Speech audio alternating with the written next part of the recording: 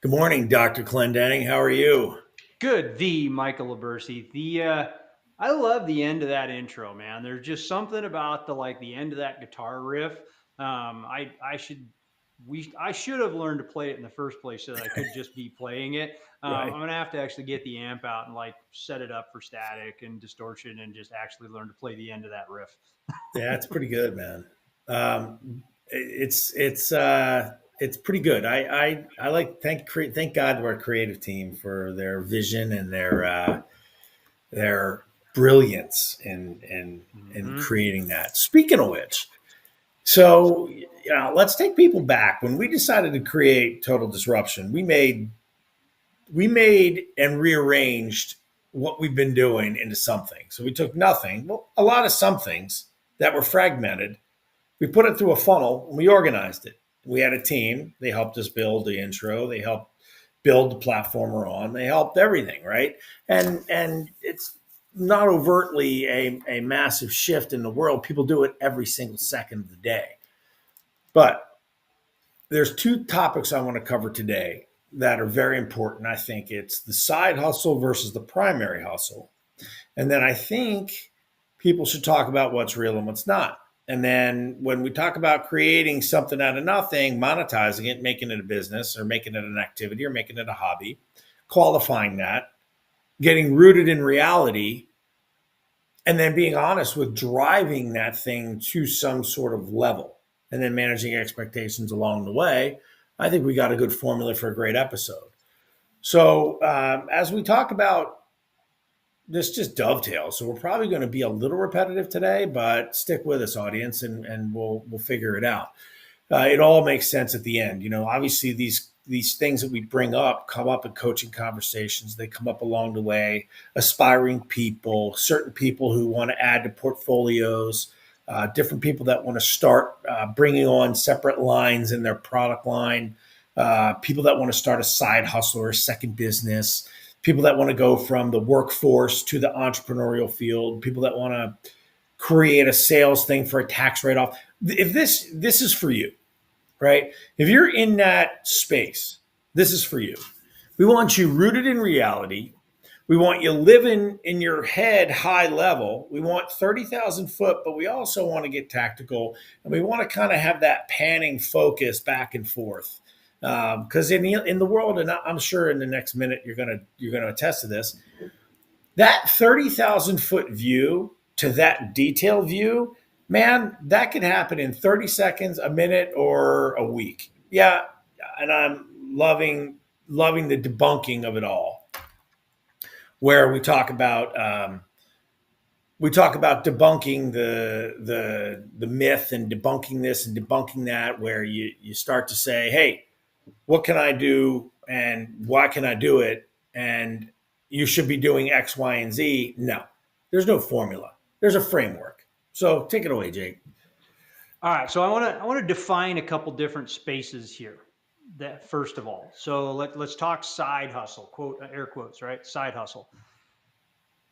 There's some different ways to think about what that is. So let's start with if you are a 9 to 5er, okay, you have a job, just over broke.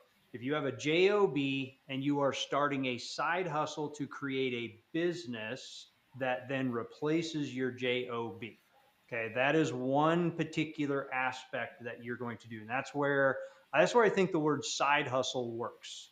I think if you're going to go ahead and I'm going to start a side hustle and when it builds to the point it's replaced my job, that's going to become my full-time gig, right? I think that's where the definition of side hustle really comes in. Now if you're a job.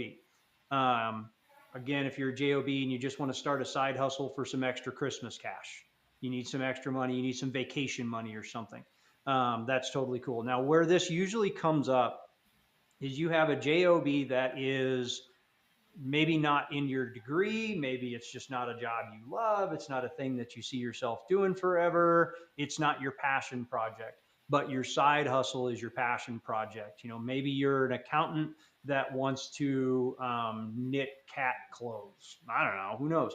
But that's your passion. You love doing that. It gives you fuel, it gives you fire, and it makes you a few extra bucks. Cool. Like that works, right? That totally works because it gives you that piece that you need, and your job pays all the bills, right? It does that thing. So that's where that's where I define a side hustle as. Now if you are a business owner and you run a business, I personally think a side hustle to your business is business suicide. I think you need. This is where Mike talked about uh, different revenue streams within the business that you do, and I'll use us as the example. So Mike and I, primarily where we started, we are both professional executive business coaches, trainers. That's the stuff that we do. That's our wheelhouse. That's where we exist, is in that training model. We didn't go out and all of a sudden start knitting kitten sweaters, as part of total disruption. That's not the thing. And I'm going to be stuck on kitten sweaters for somewhere. I don't know where that came from. I have no Kitten clue. sweaters. Apparently, I'm feeling I need to knit kitten sweaters, but maybe it's seasonality. But what we did is we said, all right, in our coaching models and the things that we do, what can we create as additional revenue streams, not side hustles, not separate from what we do, but they stay along the same lines of what we talk about all day to stay in that same mode. Yep, we wrote books. We created the podcast. We created TV shows. We created training programs together that are along the same line. They're the same style of thing that we do every day. So it's an additional revenue stream. Now we know, and there's a reason that we create that, because we know that every multimillionaire, billionaire, if you're going to be independently wealthy and have God money, you've got to have at least streams of income. That goes way back to Think and Grow Rich. It goes back actually before that. Guillermo Pareto talked about this, and with he's an Italian economist that created Pareto's principle, the 80-20 rule. He talked about this one. Oh yeah, right. I should be saying it. Just to look at that. That was so bad. I'm going to get phone calls. So yeah, you've got to have 7 streams of income. Why 7 streams? And Mike knows the answer to this. So what's the importance of having 7 streams of income? Well, you have different flows, man. I mean, 7 streams, one goes down, you got 6 more, duh. And Mm-hmm. seven's a good round number. Also, you have to have 7 streams, but you have to be the kind of person that can manage 7 streams. If for years I was the person that can only manage 1 stream, because in life there are streams of attention. There's the family, there's the personal, there's the health, there's the wealth, and there's the spiritual. So when you start breaking down, there's a lot more, I'm sure, you out there who caveating. You can caveat all you want. I'm just giving the broad strokes for our purposes here today. But when you have 7 flowing towards you in your personal, and then you expand out to try to have 7 in your professional, well, guess what? That's 14. That's different factions of everything, and that's life. Right? Life is not binary anymore. For some of us out there, it is. It's work, get paid, then go live from 4 p.m. to midnight, and then go to sleep, wake up, do it again, and Saturday and Sunday run around and do your things. Right? Mow the lawn, take the kids, or do the thing. And whatever the thing is, you're doing it. Great. But having 7 streams, but being able to manage the duality of personal and professional is a very honest question that you have to have, or it's a skill that you should develop. And you do it really well, probably better than me, with the executive assistant and the different things you've got going on. You're managing those kinds of things because you can step back and take a 30,000-foot view. If you're one of those people that's in the trenches and you're working all the time, it's very difficult to do. But it should be a process that you should want to or try to strive for. Because at some point, we all figure out it all runs out. Our availability, our energy, our vitality. I don't care if you're a biohacker. I don't care if you're a genetic anomaly. Everything runs out and things shift as we move through layers in life. Everything expires no matter what. So, again, we start dying the day we're born, right? We're growing, we're working towards our end, whether it's quick, whether it's slow, we are working towards our end. As we navigate through this, we're trying to pursue what we think is happiness or what we shift ourselves into. Now, I realize I'm getting away from the seven streams of income, but I'm not, You're because not. all these conversations come up. And the reason you have your seven streams of income is you're ultimately should be trying to work yourself out of a job. And one of your seven streams of income should be popping, should be hopping. You ought to be able to sell one of them out of seven. If you only have one, well, then it's a little harder to sell, a little harder to do something with, a little harder to exit out of. And again, just because you have seven doesn't mean you're going to be a billionaire. It just means No. you've got a better opportunity. But you've got to run them. You have to run them. You have to Yeah, there's own there's them. no such thing, in my opinion. I don't believe that there is such a thing as passive income. I don't believe that thing actually exists in That's a our myth. current world. To Mike's point, you've got to run them all the time. Like we talked about this in other episodes of I've got some different apps that I use for investing, just different things. Which guess what? Those are streams of income.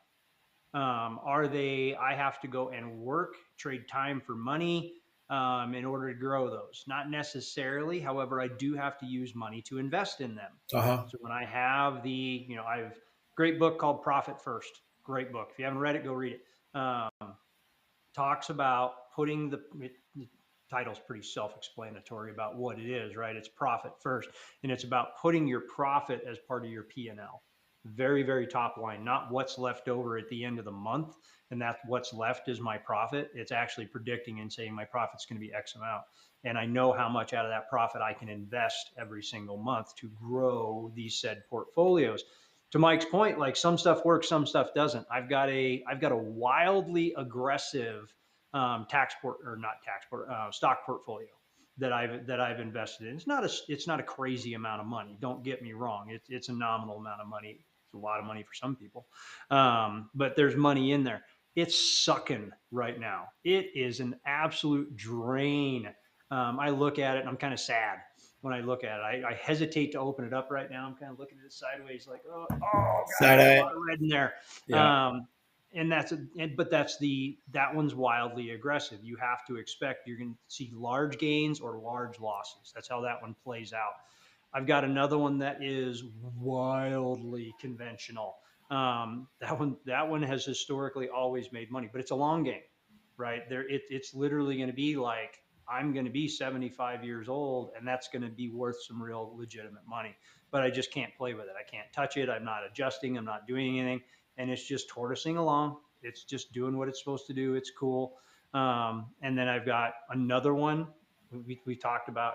Right now I've got four different apps that I'm using to track some different investment So strategies and different. why don't you just tell us what the apps are, Jake, so we can all No, take I can do notes? that too. So I'm using, well, technically it's five. So one of them is Credit Karma. Love Credit Karma. It's one of the easiest ones that I've played with. Um, that one helps me from a mindset, budgetary, and where I'm spending money, and what I'm doing. We don't get paid for any of these. Yeah. Morgan No Stanley. endorsement here, people. All No, value. these are ones that I use and they're working for me.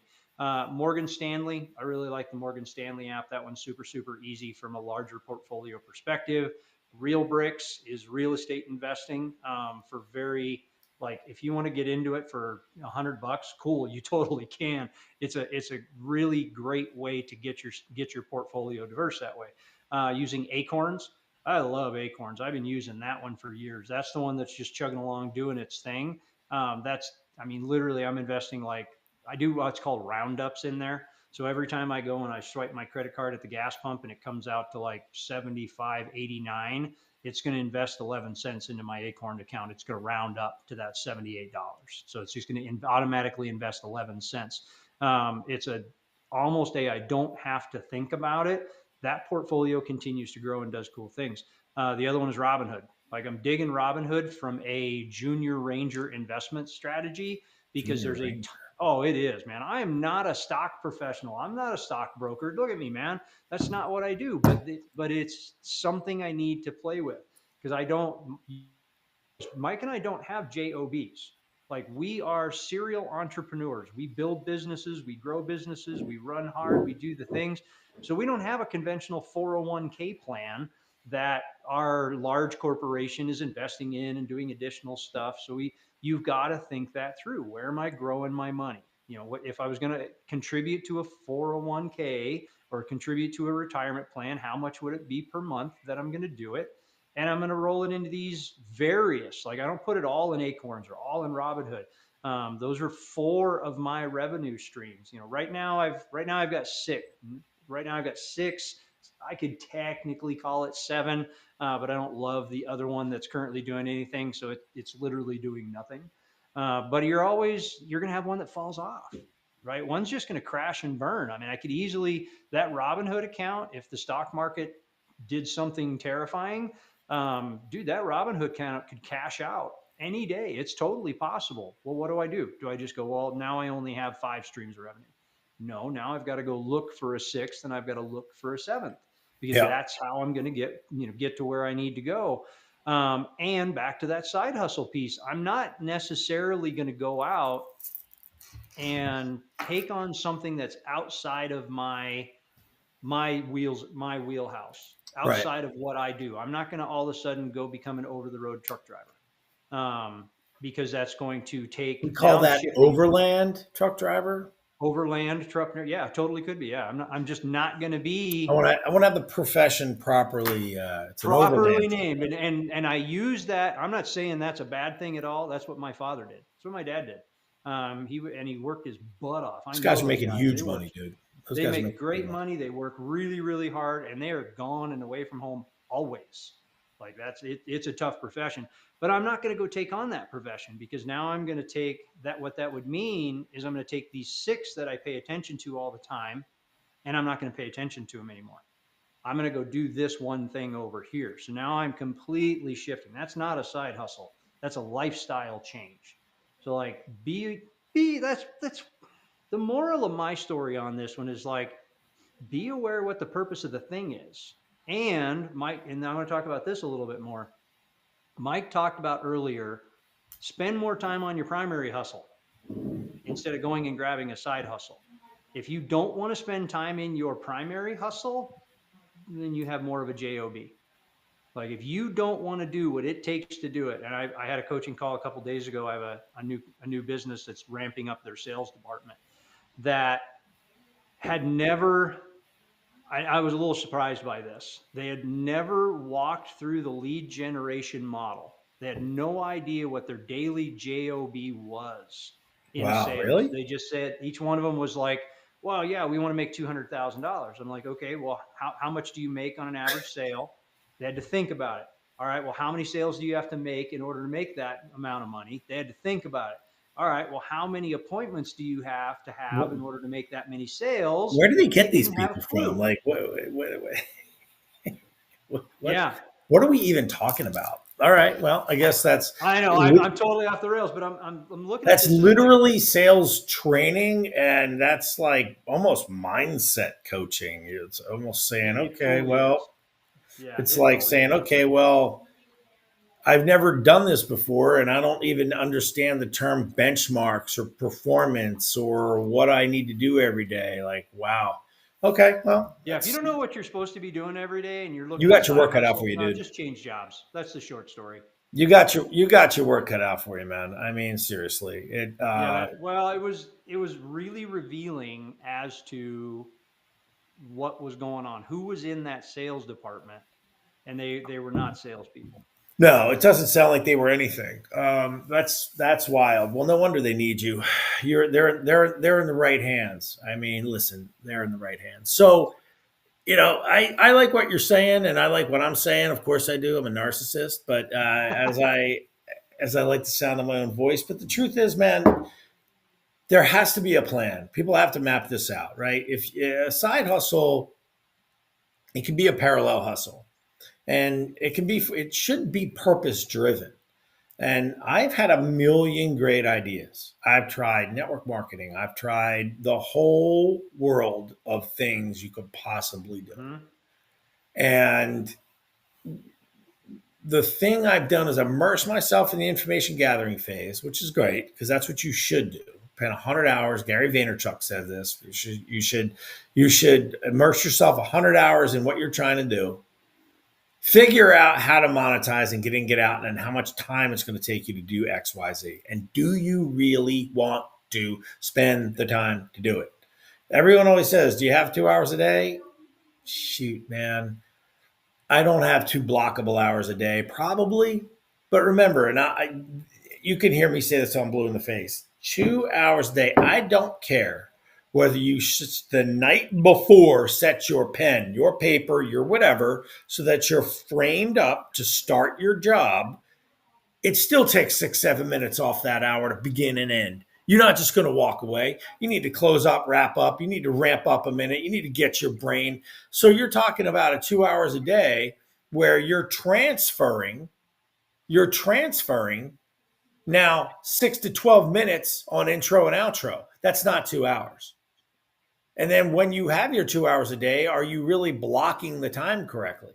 How much of this crap do you want to get into? I mean, that's my thought process and theory. It's like, how much do you really want to do? And let's go back to your $200,000 a year dudes or dudettes. How can you just go make 4 more sales and do the same thing you were going to do on a side hustle? I don't know. Right? I don't know. I mean, That's listen, exactly the end answer. That was but that's exactly that's the customizable portion of this whole thing. It's a personal idea. It's a personal choice. And if you're trying to pattern people, you've got to have what I like to call sustained motivation and sustained accountability. And if you need guys like us to help you out, we're here, right? You can DM us on the social. You can get in one of our. We have these accountability groups all the time. We help people out all the time doing what we're doing, right? We constantly go through and hold people's feet to the fire. Why? Because it's fun. It's fun for us.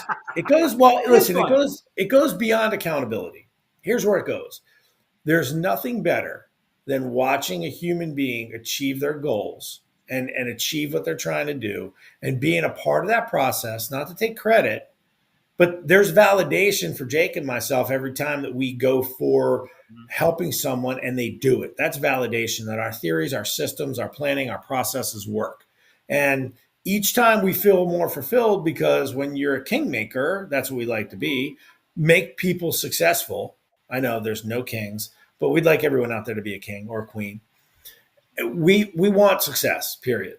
And we want validation. That's why we do what we do. But now back to the multiple streams and back to being a billionaire and back to trying to be happy and back to life and back to all this other stuff. You have to realize you're going to go off the rails. How wide of a berth you need to go off the rails, that's on you. I can't answer those questions. But life is like an accordion, man. It gets tight and then it goes wide, right? So I wish I could have timed that camera zoom better, but hey, It it looked goes really tight. good though. It was smooth. It goes tight and it goes wide. And as we roll through, I like the investment strategies. I mean, that seems to be something tangible, but again, that takes discipline, that takes money, and that takes effort, and it takes Well, all right. give So a I shit. want to challenge that one a little bit. Yes, it takes money. True, but it doesn't take a lot of money. Like all you have to do is start. There's a reason that I picked all the ones that I picked because you're not going to get a call from whatever large corporation and say, well, in order to even work with me, you got to have $25,000 to start in this, investment strategy. No, Acorns, you can start with $1. Real Bricks, you can start with $100. Literally all of those portfolios, I think I started all of that for under 500 bucks initially when I did it. And they're way more than that right now. But like, you've got to start. What I want to say is don't let the word money, when we say, hey, it takes money to get started, don't let that stop you from starting. Because a lot of people are immediately go, well, I don't have any extra money. I can't possibly do that. That's crap. You do. You got $5 a week. You went and bought coffee at Starbucks yesterday, or you did something like one piece of discipline to start. can change your world. One of my, you hear me talk about the billionaire Gary all the time. One of my favorite things that he has always said, and I know is true, and it's cooked my noodles so many times, is you can be anywhere you want to be in 5 years based on the decision you make today. So what that means is 5 years ago, you made a decision. This is one that always messes with me. 5 years ago, you made a choice that put you exactly where you are today. What was that choice? Are you where you want to be today? Are you where you want to be today? What was the decision I made that put me here? What decision can I make that I can be there in 5 years? You can be anywhere you want to be, anyone you want to be, have any amount of money you want in 5 years based on the decision you make today.